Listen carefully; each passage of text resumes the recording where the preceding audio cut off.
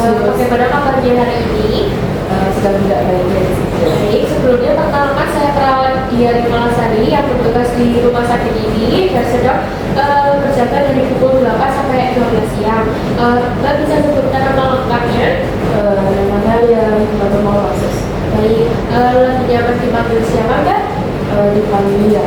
Baik, di sini saya akan melakukan terapi dengan rawat jalan selama 4 hari berturut-turut ya Mbak. Saya lihat sepertinya dengan bicara Mbak agar dengan tegas dan wajahnya tampak serius. Apakah ada hal yang membuat Mas merasa kurang nyaman saat ini? Ada khusus. Baik, ayah Mbak sempat bercerita kalau Mbak kadang mengekspresikan rasa kesal dengan cukup kuat. Bolehkah Mbak ceritakan hal-hal apa yang biasanya dipicu perasaan tersebut?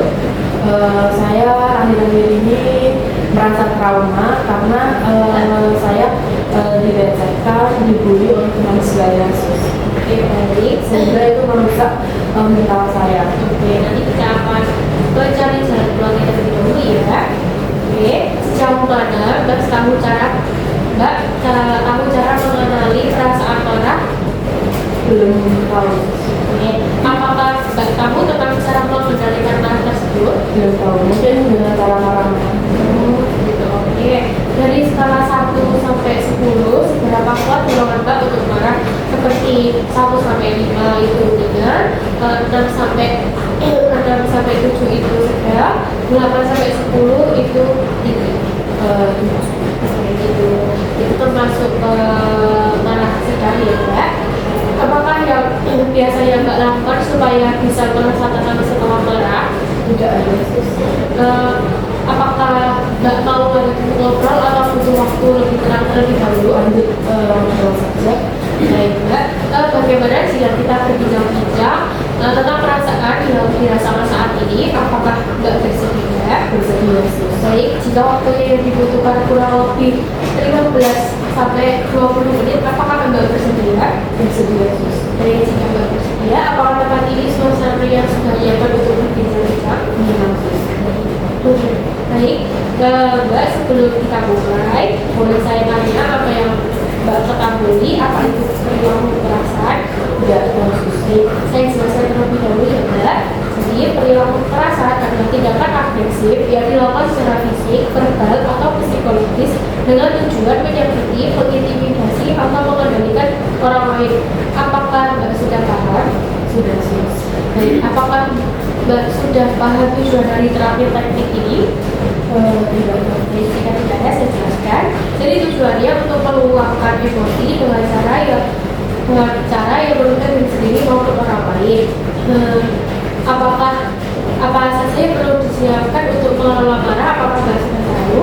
Belum khusus. Baik, siap kita pelajari teknik yang sekarang. Siap. Baik, kita mulai dengan teknik nafas dalam. Sekarang Mbak bisa duduk relax. Setelah itu Mbak bisa tarik nafas. Saya itu 1, 2, 3 hembuskan lewat mulut. Kita ulangi lagi ya Mbak. Sekarang bisa tarik nafas. Tahan 1, 2, 3 hembuskan. Oke, apakah sudah relax? Sudah Mbak. Baik.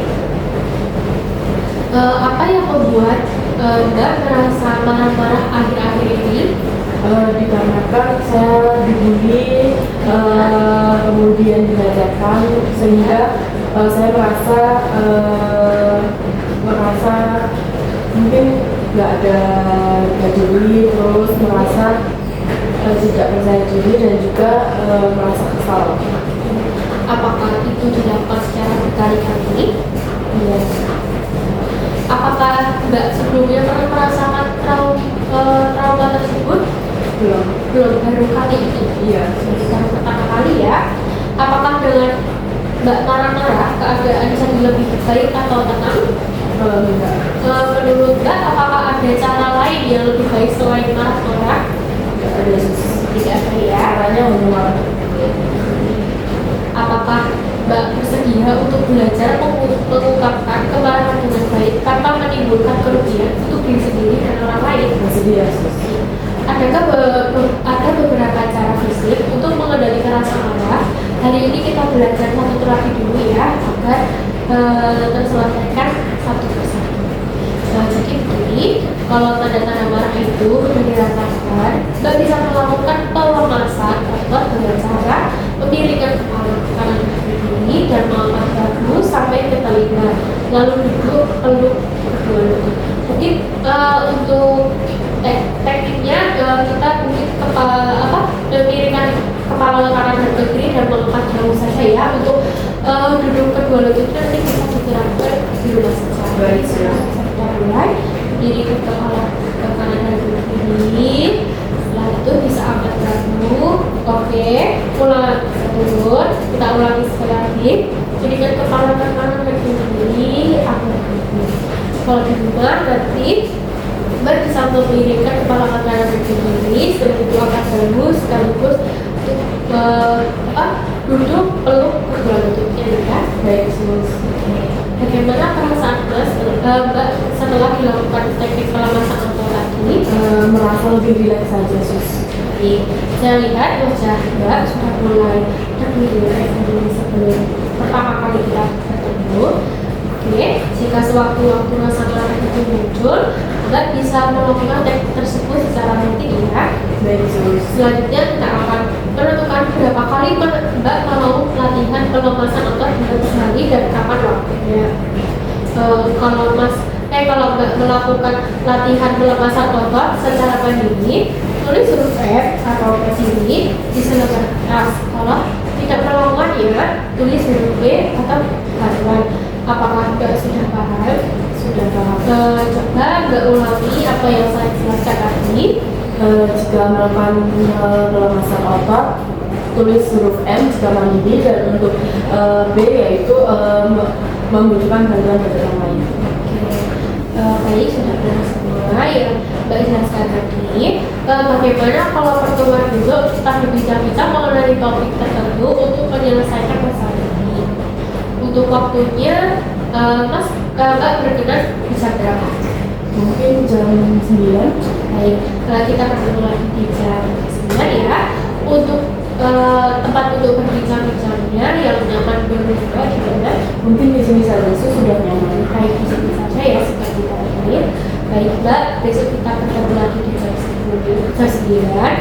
Sampai jumpa besok ya Mbak. Selamat siang. Sampai jumpa dulu. Baik, terima kasih ya, Sus. Ya, sama